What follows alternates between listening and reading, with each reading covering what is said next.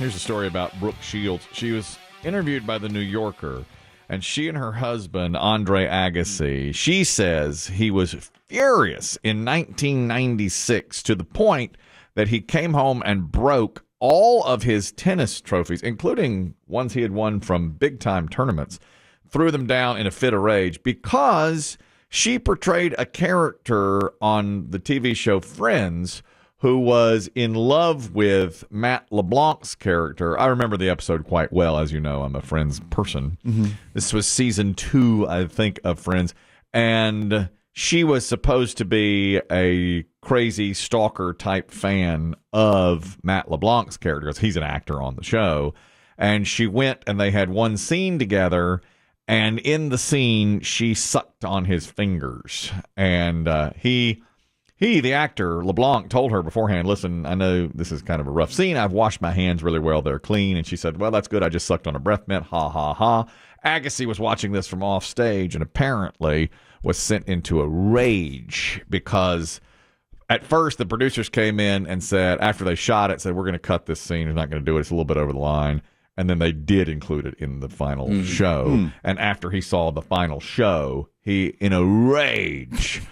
This sounds like a tabloid, kind of one of those sort of made-up stories that sources say, and Andre was pissed. Now, this was her talking. This was Shields in the New Yorker talking about it. Now, all these many years later. But at the time, and he's only revealed this recently, he was going through some drug addiction. What was he on? Crystal meth? Crystal meth, I think is what she said. Crystal meth? Let me look. I guess he was doing meth? Let me look. I read it. And winning tournaments? Yeah. She said Shields later learned that Agassi was using crystal meth around that time, something he has spoken openly about only recently. Oh. And so she says that irrational behavior, I'm sure, had something to do with the crystal meth. He went home and smashed up a ton of his trophies because he saw the scene and realized they were going to use it in the show. I know the show. I know the scene quite well, and she does suck on his fingers as a crazed stalking fan. Meantime, this is also a little bit about Friends. Jennifer Aniston was on the Drew Barrymore show the other day, said she and Adam Sandler and Drew want to remake Three's Company. They think it would be a good remake, and that's their thing. And they don't care who they play. This is the show they want to do, with Adam Sandler as Jack Tripper and the other two as either Joyce DeWitt's character or Suzanne Summers' character. This is going to be insulting for some, but it's got to be in an over 50 community. Oh, God, that's right. They're all... Yeah, you can't... they're not young. No. It's got to be, set in, a Florida over 50 community. It's more of it's kind of a Golden Girls... Yeah, you can't Company. give it... Not necessarily like a retirement home, because that's, to me, 60s, 70s. Yeah. They're in their 50s, and one thing in Florida is, let me tell you, tons of over 50 communities. And the sexual overtones. Yeah, but Sure.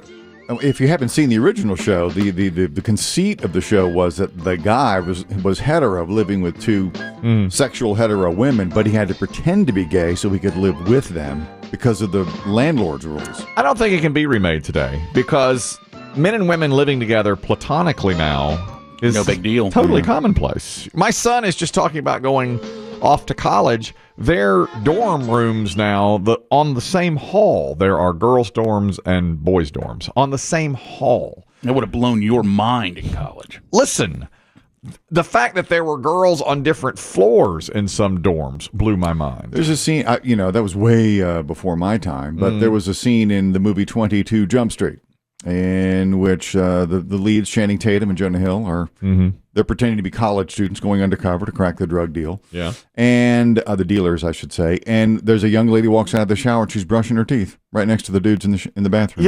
Yeah, that goes on now. And my son, that's 22 Jump. And it's commonplace. So I don't think the show could be remade. And the only people that I think would be interested in it would be fans. Well, Adam Sandler carries a lot of weight, as did Jennifer Aniston. True. So there's that.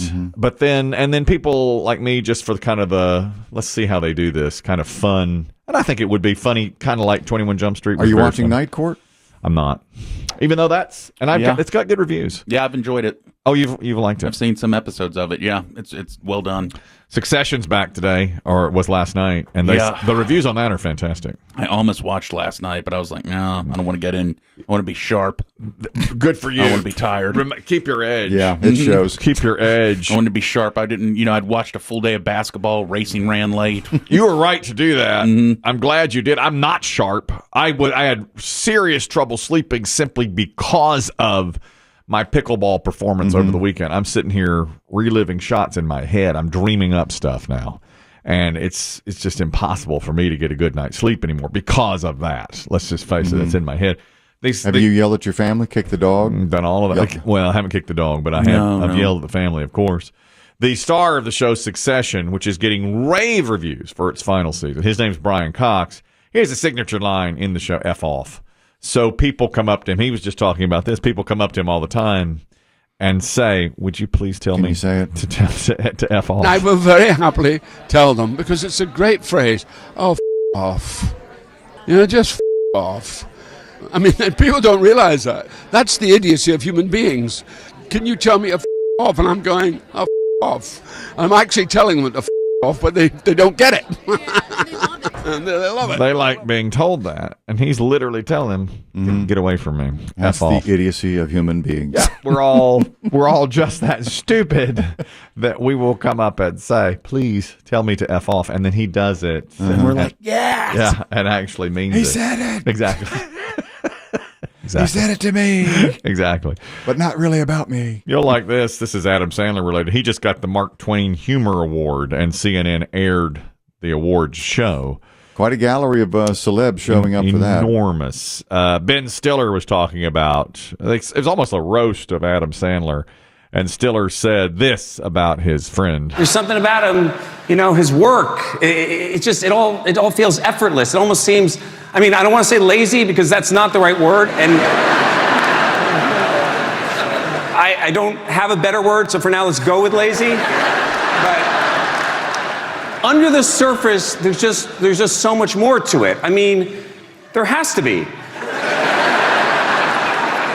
How else can you explain a crazy Hanukkah song that's really, it's incredible. And it's really just a list of rhyming celebrity names, and yet it goes multi-platinum and has become a holiday radio staple that my daughter forces us all to listen to after we light the candles every year. I feel I'm somewhat responsible for that. I love that Hanukkah song, and I keep playing it no matter how outdated it is, even though most of the celebrities now have deceased, now have died, on the original Hanukkah song. Biggie can tell you I dredge it up every year. Every year. And it does every year. Also, I fudge with it. Sometimes we're on vacation during actual Hanukkah, and I'll say, well, nobody really knows. Just play it in the middle of December, and we'll call it the Hanukkah song. And Biggie will say, it's not actually Hanukkah yet. And I'll say, yeah, but let's just play it. Let's just play it. I think I'm somewhat to blame for that. Yeah. And then he has done updated versions. And so one year, I think 2021, we played all 4 versions 4 days in a row. And Biggie said, Hanukkah's over. And I said, I don't care. You do as I said. We're still doing that. We're still going to be So the Mark Twain Award is prestigious in that world of comedy, of entertainment. Is that the one where the president shows up? Was the president? I didn't see the broadcast. No, I never know. I don't know if President Biden showed up. Was that the Kennedy Center? That's the Kennedy Center Awards. Okay. I'll tell you. Well, this is political though.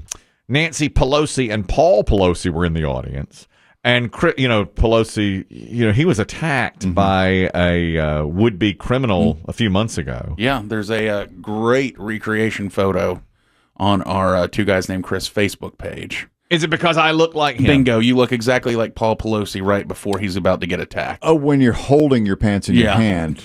I don't know if you missed this photograph. My wife the other day snapped a photo of me as I was turning. I was holding my pants, but I was not wearing pants. And I think you were wearing shoes and socks. Shoes and socks I had on. It was before my daughter's choral performance. You can see it on our Facebook page.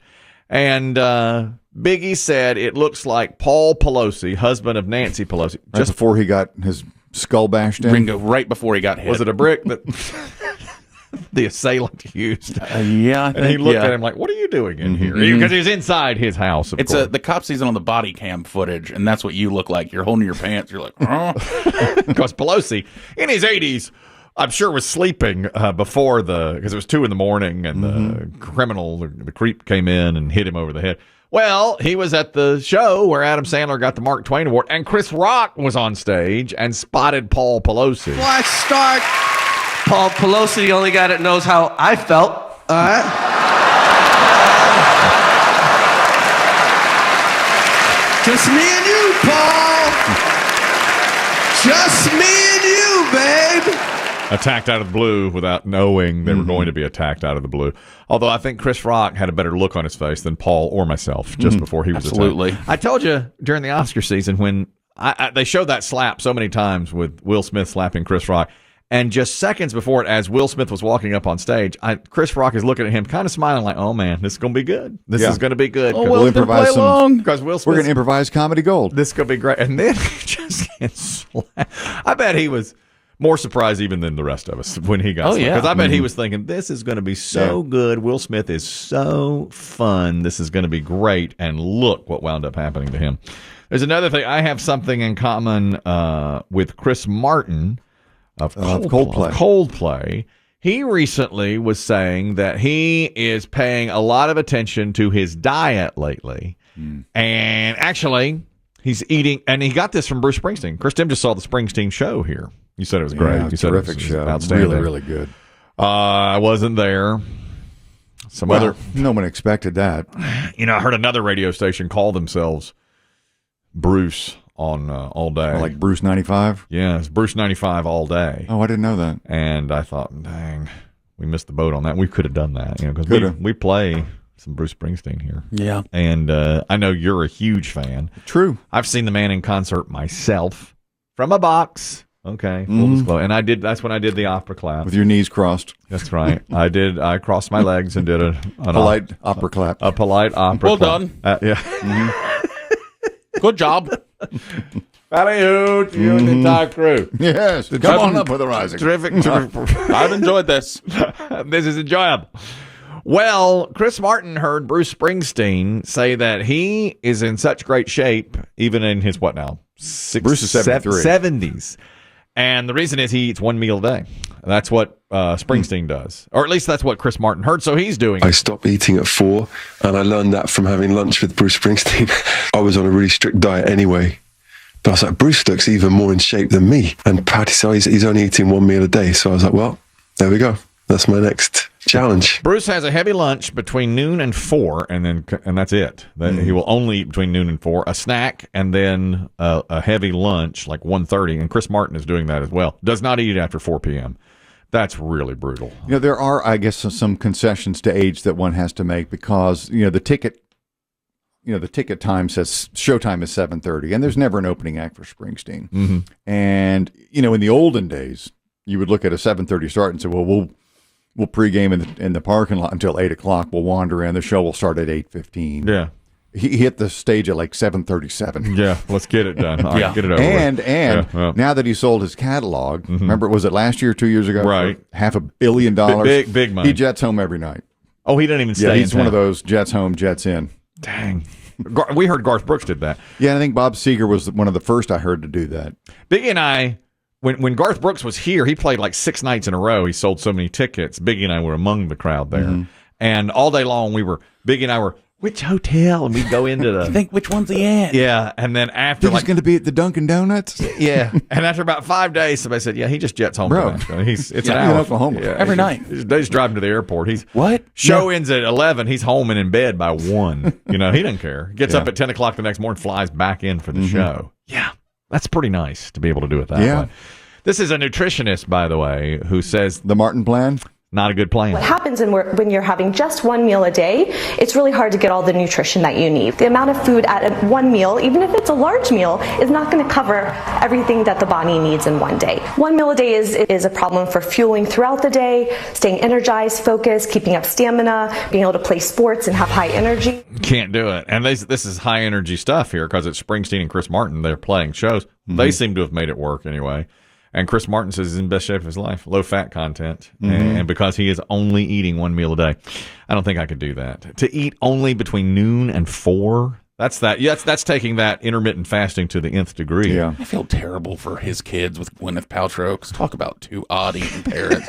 I mean, all weekend she was blowing up for her, being like, "I like to start my day at noon with bone broth." Like, can you imagine being those poor children? That's right. Oh, somebody call CPS.